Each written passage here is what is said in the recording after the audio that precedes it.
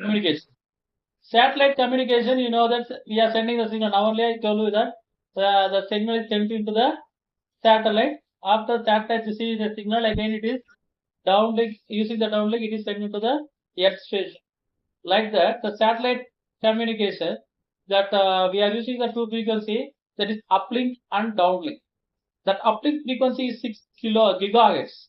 The downlink frequency is 4 gigahertz. So we are not using the same frequency for uplink and downlink because it will produce a confusion or the superimpose on the frequency. So we are using that for uplink, we are using 6 gigahertz, downlink 4 gigahertz. So the radio wave signals and that other mobile communication, other communications are using the satellite. Satellite communication, here the Earth transmitting station is here using that uplink, that is 6 gigahertz. Using that link, we can send the signal to the satellite. Satellite receives the signal. After it is retransmitted through the Earth station, that is called downlink. Downlink we are using 4 gigahertz. So uplink 6 gigahertz, downlink 4 gigahertz. So Earth receiving station, we can receive the signal and we can process the data. So it's the application of the satellite communication. Satellites are classified into 3 types. That is, first one is the weather satellites. That satellites are used to monitor the Earth atmosphere and the weather forecasting. By using that, we can measure the cloud mass and we can predict the rain and dangerous storm, cyclone, hurricanes, like that we can measure. That is a one type of satellite. That another one type of satellite is the communication satellite. They are used to television, radio, internet signals. Multiple satellites are used for the long distance. And navigation satellites. Navigation satellite, you know that GPRS, GPS, you know that road map and everything is there. That is used for the navigation purpose. So there is geographic location of ship, aircraft and other objects. So GPRS, you know that how to use that. The next one is the fiber optic communication. In that fiber optically, that communication is used in the copper cables to connecting the two telephone signals. Nowadays, we are using the optical fiber communication. You know that roadside they are buried the black color cable. That is the optical fiber. Inside that optical fiber, like that, it will have the large number of glasses are there, small size of glasses. That size is very thin. That is nano size. So that things are used in the fiber. So in older days, the communication for two telephone signals are the sound energy is converted into electrical energy. That electrical energy is transmitted between the wires in copper cables by using the copper cable. Nowadays, we are using the optical fiber. In optical fiber, the sound energy is converted into electrical energy. Again, that electrical energy is converted into light energy. So our sound signal is converted into light energy. That light is transmitted inside the optical fiber communication. That is a simple glass material is inside. Inside the glass, it is propagated through the glass material in the form of light. So here the total internal reflection that is used that is the principle used in the optical fiber communication. So using that we can send the signal in a very long distance without wastage of the signal. So that is called optical fiber communication. Then application of the optical fiber communication, that is used for to connecting the intercity and planned traffic control and data link. Other purposes are used in the optical fiber communication. What is the merits of the optical fiber communication? First one is it's very thin compared to the copper cable. Copper cable is a heavy, but it's a lighter one. And using that optical fiber cable, we can send large amount of data. But copper cable only less amount of data only transfer. And the fiber optic communication system is immune to the electrical interference. That means it is not affected by that any external disturbance, electrical disturbance. Okay, but copper cable is affected by the external disturbance. Fiber optic cables are cheaper than the copper cables because fiber optic cable is made up of silicon. Silicon is nothing but sand. Sand is available in our earth in large amount, so it is very cheap. Demerits. What is the demerits of the optical fiber communication? Fiber optic cables are most fragile when it is compared to the copper wire. So we have to handle it very carefully, otherwise it will collapse. And it is very expensive technology. The technology is very expensive. Okay, that are the two things. And its application. Radar, you know that is we are using in a defense purpose.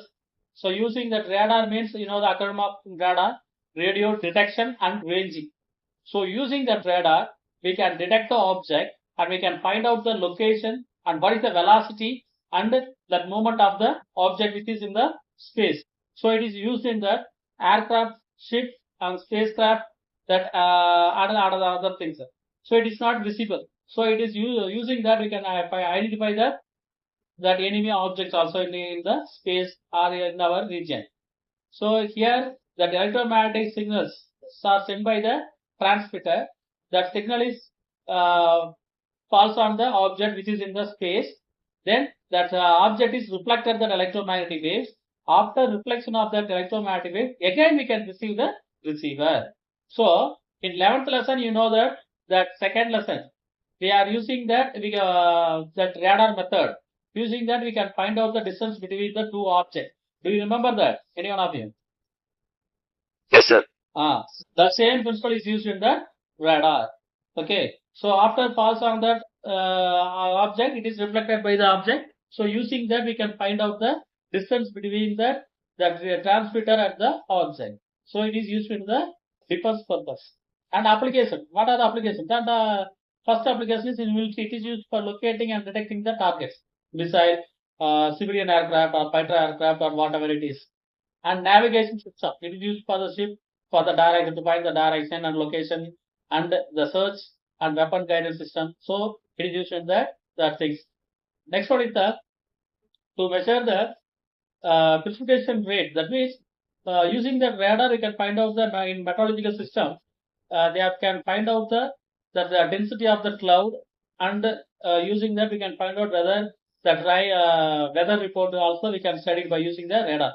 So meteorological observation and radars are used. Next one is it is used in the rescue people in the emergency situation. So that's also we can suppose somebody is missing in that forest or in the sea. So using that radar we can find out. Next one is the mobile communication. So mobile communication, no need to explain. You are all know that very well. So mobile communication is for communicate with each other in different locations. So mobile communication is used for so many things. And you know that how they are connected from one to another. That maintenance cost, installation and everything is cheap for the mobile communication. So application of the mobile communication. First application, it is used for the personal communication and cellular phones offer voice and data connectivity. So we can make a call by using the cell phone. Next one is it is used for transmitting the news for across the globe within a few seconds. So that one also you know that. Using Internet of Things, using that various devices in single devices. Home automation, you know that. By using the cell phone, we can switch off the light, fan, TV, fridge, and motor, and whatever it is. And next one is it is for smart classroom. So now we are using the classroom, smart classroom, online availability of notes, and monitoring the students' activity. Everything we can do by using the cell phone. Next one, internet. And internet also, you know that internet is the fast flowing technology. It is a multi-phased tool.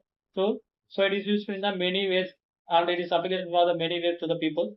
And it's the largest computer network globally. It connects millions of people through the computers. And what is the application of the internet? First one is the search engine. You know that Google. The search engine is basically a web-based service tool used for searching the information. You know that Mozilla Firefox, Google, like that. Then communication. That communication, that millions of people are connected by using the social network, email, Instagram, service, and other social networks. And tools are used for the communication purpose. Next one, e-commerce. That is share market. We can use that our net. We can buying and selling our products or the share market. So it is using the e-commerce, selling and goods and service, and other forms. It can be done by the e-commerce by using the electronic network. Next one, global positioning system, GPS. So GPS is using the satellite. We are producing the navigation, global positioning system. It is used for the navigation purpose. GPS system, you know that is for the America's GPS system, global positioning system. By using that various satellites, they are using the global positioning system. That's only we are using for all the countries. And other two countries are producing their own navigation system. One is India, another one is China. China is using that global positioning system, the navigation system. Do you know that? Beidou. That another India's GPR system, navigation system. What is the name? Navic. Navic. So that is for India. Navic is the India's global positioning system. That is used for our country. From 2020, we are going to use the navigation system. So the software is able to recognize the satellite location and time taken by the traveler from each satellite. So these are all the use of global positioning satellites. So this is the picture showing the global positioning satellites. Then application. By using that, what is the application of the satellite? So by using the global positioning satellites, we can track that cost, track wildlife management, or we can count the animals, engineering purpose, making tunnels, bridges. So these are all the examples of global positioning system. So we can track anything in the world. So next thing is application of information and communication technology in agriculture, fisheries, and mining. So agriculture, the implementation of information. In agriculture, what is the use of the technology? By using the technology in agriculture sector, we can enhance the productivity, improve the life standards of farmers. How? By we can increase the food productivity in the farm management. We can manage the farm by using that information and technology. The next one is that it helps to optimize use the water, seeds, and fertilizer. So using that, we can calculate how much water required, what is the amount of fertilizer required, and how much we have to use in that particular area. These things are we can calculate by using the information and technology. Okay, information communication technology. Next thing is sophisticated technology that includes robots, temperature and moisture sensors, aerial images. Nowadays we are using the drone. You know that. By using the drone, we can use for fertilizer, or we can use the chemicals. Nowadays we are using for traffic information systems are actually used for farming decide to suitable place for the species. So that's also we can find out by using this information technology. Now fisheries. Fisheries, it's very important use of satellites to locate that fish where it is having a large amount of fish. So satellite vessels are not to identify the fishing zones. Okay, so using that we can find out the getting the large amount of fish in a particular place. So use the barcodes helps to identify the time of and date of catch of time and date of catch fishes, species name, quality of fish, and everything we can calculate it. Then mining. Mining is the information and communication technology to improve the operational efficiency, remote monitoring, and disaster locating system. Then you know that mining is not a simple thing. It is 5, 6 kilometer or 10 kilometers inside the aircraft. So to locate that, we need that information and communication. Then information and communication technology provides auto-visual warning to trap the underground miners. So suppose any accidental occurs in that mine, we can find out the person which is who are inside the mine. That is the use of another one thing. It helps to connect remote sites. Remote sites is for we are not able to connect the optical fiber or any other communication purpose. We can use the information and communication technology. We can connect the larger distance, that is remote sites. So these are all the applications of the information and communication technology.